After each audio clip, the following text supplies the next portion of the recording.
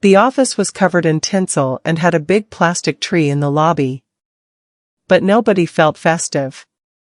Everyone was whispering. There was one promotion to senior financial analyst. It was between me, Elise, and my colleague, Liam. We had worked at the consulting firm for the same number of years. Liam was loud and friendly with the bosses. I was quiet and focused on my spreadsheets. The announcement was in 2 days.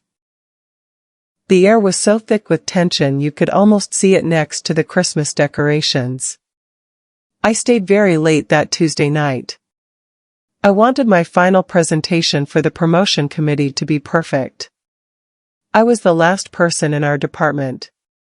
As I packed my bag, I saw a soft glow from the other side of the room.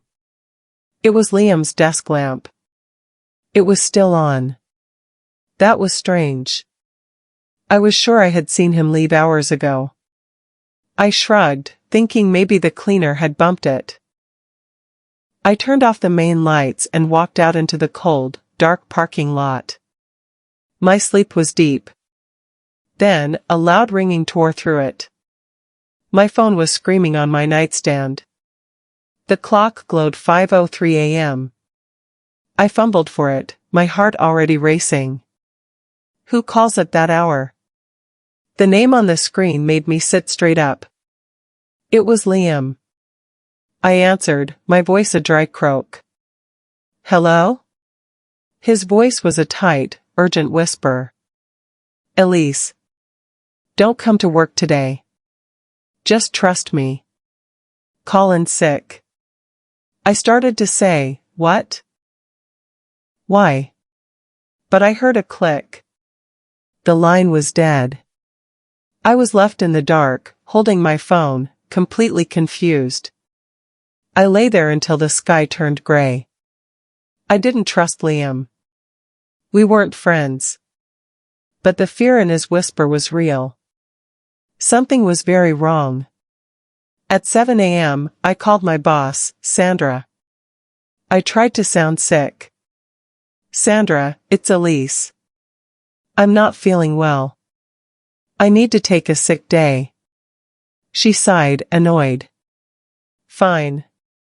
Rest up. We have a lot to do. I hung up. I spent the whole morning pacing my apartment.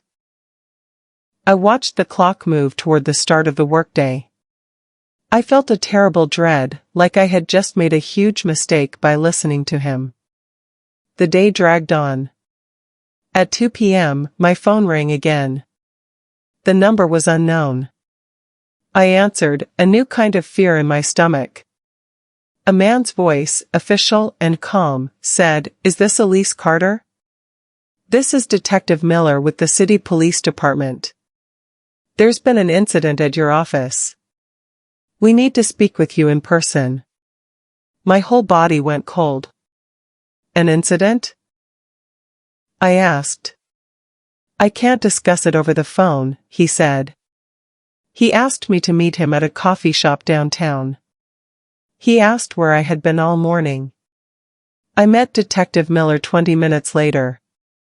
He was in plain clothes. He bought me a tea I didn't want.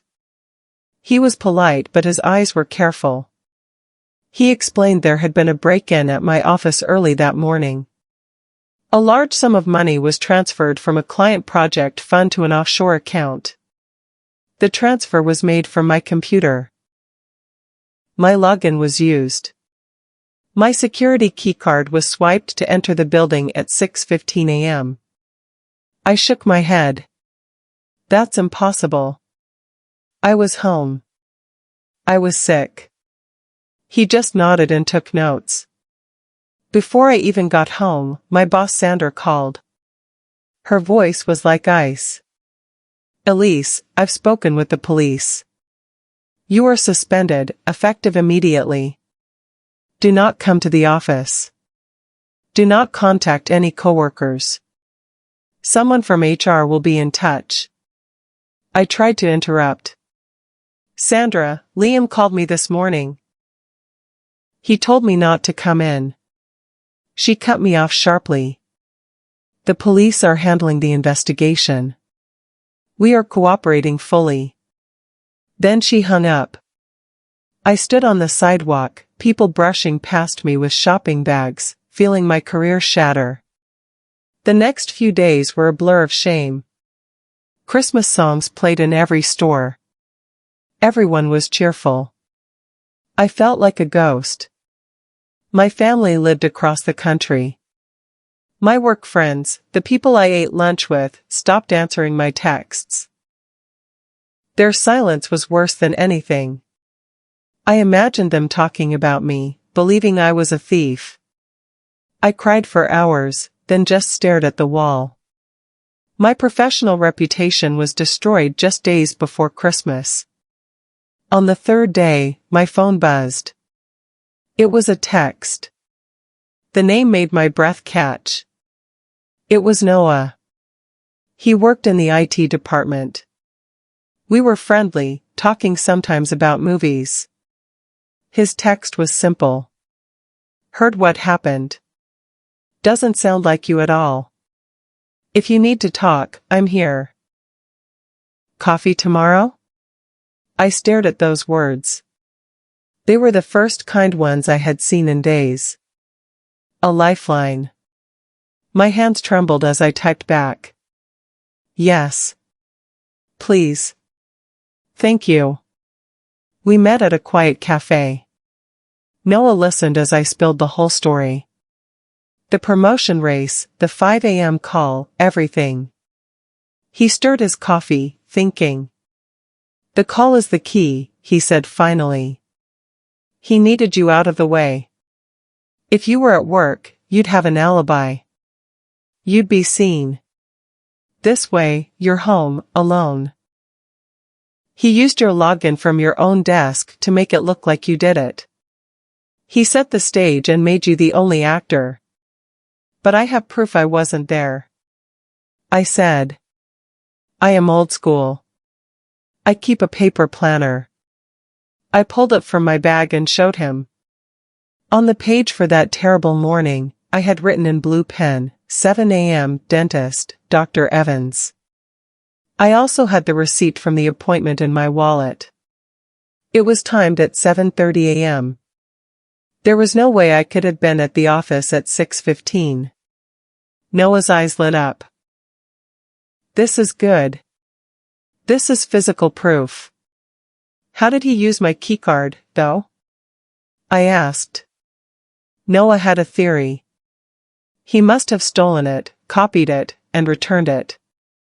I thought hard. Then I remembered. Last week, I went to lunch and left my keycard in my desk drawer.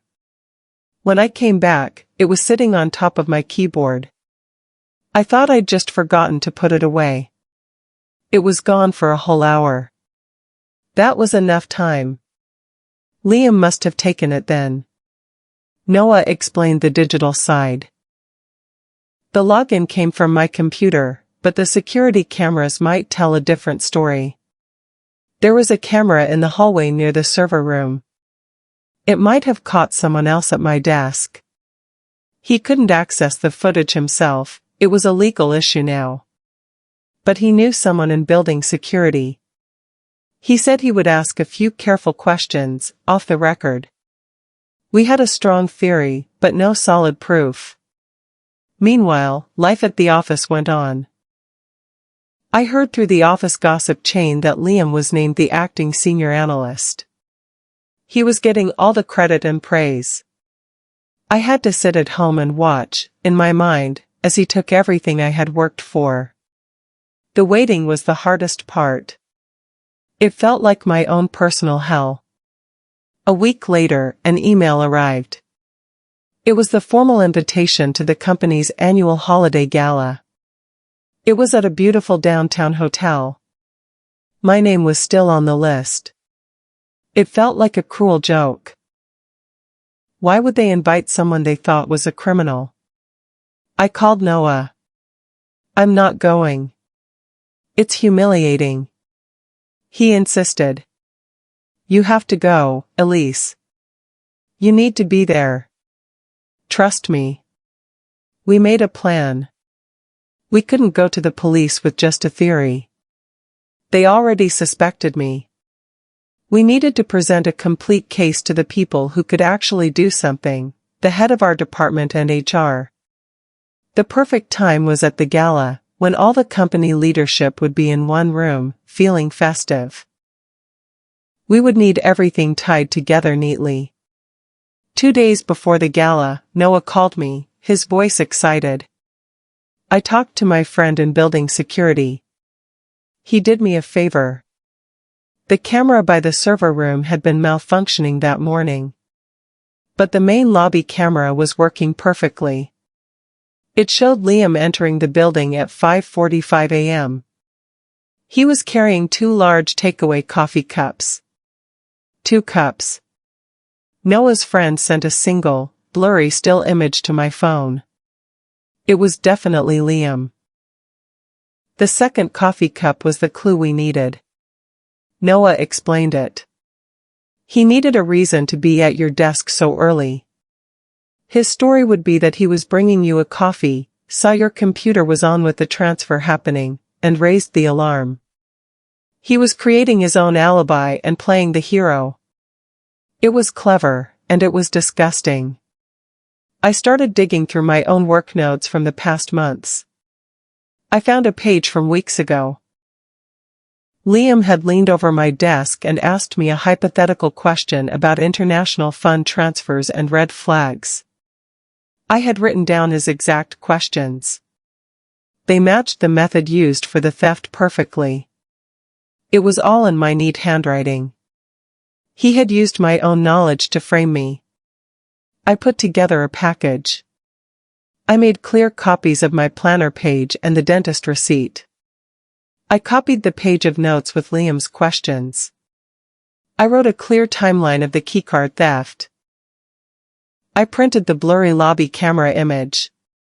I wrote a formal, polite letter requesting the full lobby camera footage from the police. I put it all in a large, crisp white envelope. It felt heavy with the truth. The night of the gala, I put on a simple black dress. I didn't want to stand out. I wanted to look professional. My heart was a drum in my chest. The hotel ballroom was stunning, full of glittering lights and laughter. I walked in, the envelope in my small clutch bag. I saw him immediately. Liam was near the bar, laughing loudly with my boss, Sandra. He was wearing a brand new suit and a victorious smile. He looked like he owned the world. I didn't look at him for long. I scanned the room and found who I needed. Mr. Davies, the head of our whole department, was talking with Ms. Wilkins, the head of HR. I walked straight over to them. I interrupted as politely as I could. Mr. Davies, Ms. Wilkins. My name is Elise Carter. I desperately need 2 minutes of your time in private. It's about the internal theft investigation. They looked surprised, then serious. They nodded and led me to a small, quiet meeting room off the ballroom. Inside the quiet room, my nerves vanished. I was calm. I laid out everything on the table. I showed them the planner and the receipt. I explained the keycard. I pointed to the 2 coffee cups in the photo. I showed them my notes with Liam's questions. Finally, I handed them the sealed envelope. The person who set this up is in the other room, I said, my voice steady. And he is about to be rewarded for destroying my career. Mr. Davies's face turned dark and stormy. Ms. Wilkins looked at the papers, then at me, her expression grim. They didn't say a word to me. They gathered the papers, stood up, and walked quickly back into the ballroom. I waited, counting my breaths. A few minutes later, I heard a commotion. I opened the door and stepped out. I saw Liam, his face white with absolute shock, being escorted by 2 hotel security guards. Mr. Davies was on the small stage, tapping a microphone. The music had stopped. Please, everyone. Your attention. There has been a serious breach of ethics. The senior analyst promotion is on hold pending a full investigation. The investigation took 2 weeks. It cleared me completely. Liam was fired and the police charged him with fraud and framing me. I didn't get a big party. After the new year, Mr. Davies called me into his office. He apologized. Then he offered me the senior analyst position. He also offered me a new, special project, designing better internal financial controls for the company. We need your integrity, Elise, he said. That Christmas, the best gift wasn't wrapped. It was the return of my good name. It was the respect in my colleagues' eyes when I walked back in. It was the profound, quiet peace of knowing that the truth, in the end, always finds its way to the light. And that felt better than any promotion ever could.